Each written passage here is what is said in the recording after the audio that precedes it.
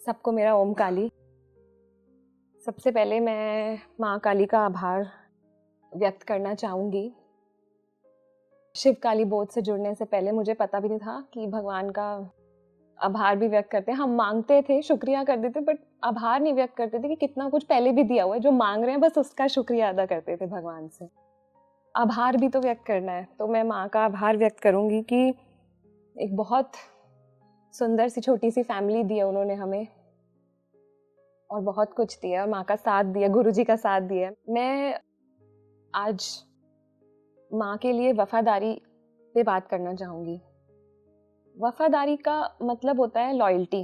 Loyalty को हम जोड़ते हैं, एक डॉग होता है, उसको हम सबसे ज़्यादा लॉयल मानते हैं। तो जिस तरह से डॉग के लिए उसके मालिक से ऊपर कोई नहीं होता, उसी तरह हमें भी माँ से ऊपर और किसी को नहीं रखना है। यही हमारी वफादारी है। जब एक डॉग का मालिक घर आता है तो कैसे वो खुश हो जाता है, पागलों की तरह झूमता है। तो उसी तरह से जिस दिन हम माँ के लिए झूमने लगेंगे, माँ के प्यार में, माँ की बात करने में, माँ की प्रशंसा करने में, या माँ से बात करने में, बस यही हमें मजा आने लगेगा ना, उस दिन हम माँ के लिए वफादार हैं। जो संसारिक प्यार हमें पता है लोगों का, जैसे जो प्रेमी प्रेमिका होते हैं, उनका और कुछ करने का मन नहीं करता है ना, बस आपस में बात करते रहो या एक दूसरे की बात और लोगों से करते रहो। हमें भी तो वही करना है माँ के लिए, या तो माँ की प्रशंसा करो या माँ से बात करो, यही करना है।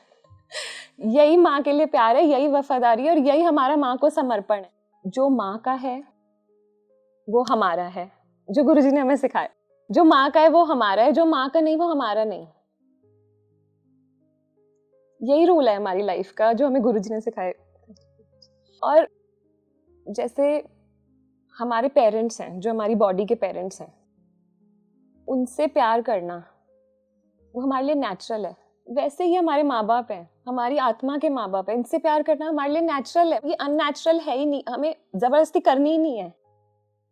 अगर हम अपने असली अस्तित्व को पहचानेंगे तो उनसे प्यार करना हमारे लिए बहुत नेचुरल बात है। एक चीज और मुझे लगती है, जैसे किसी बच्चे के पेरेंट्स होते हैं, बच्चा अपने फादर से जिद करता है तो फादर उसे जो चाहते हैं वो दे देता है। लेकिन अगर बच्चा अपनी माँ से जिद करता है तो माँ बच्चे को वही देती है जो उसके लिए जरूरी है। तो हमें अपनी माँ पे विश्वास करना है कि वो हमें वही देगी जो हमारे लिए जरूरी है। शायद उस टाइम जो जिद करें वो सही ना हो। माँ ऐसी ही है, काइंड भी है क्योंकि हमें प्यार भी बहुत करती है, लेकिन जो वक्त बुरा चल रहा है उसमें अगर कोई हमारे लिए लड़ सकता है तो वो माँ ही है, क्योंकि फियर्स भी माँ है और काइंड भी माँ है। मैं आज अंदर आई और मैंने माँ का ये रूप देखा तो मेरी नजरें नहीं हट रही हैं इस रूप से।